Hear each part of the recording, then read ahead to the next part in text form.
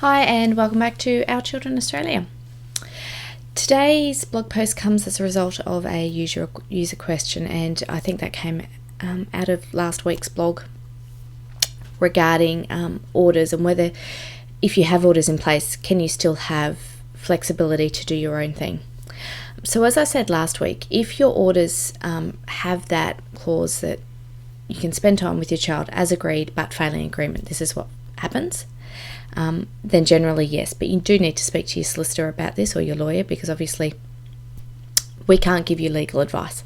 But for most part, orders do have that inbuilt flexibility. And, common sense will prevail and say that if the two of you can agree to do something different, then, you're not going to turn around and try and contravene the other party for not complying with an order when you had an agreement to do something alternate anyway. Okay, so you've got to use common sense there. For the most part, yes, your orders can still remain flexible. It's just having that ability to have the fallback position, which is why most people prefer the orders, so that when you can't agree, when there are difficult scenarios, they might bring up past feelings of anger, hurt and mistrust between each of you, and for those reasons you can't come to an agreement as to what's supposed to happen for your children now, then the order should cover that.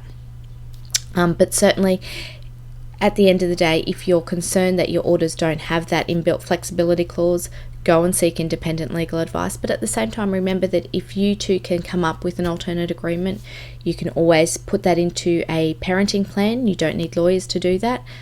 Just make sure it's in writing, it's dated, it concerns matters regarding your children, it's signed by each of you.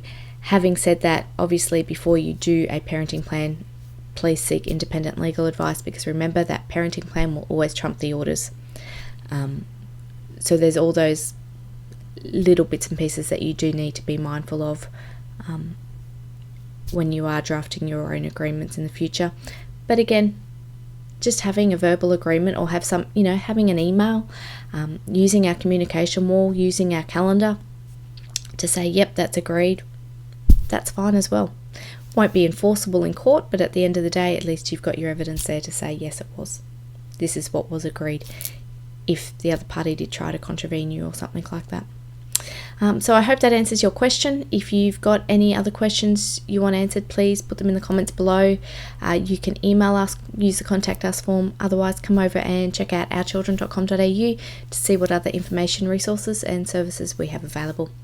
I'll see you there. Bye.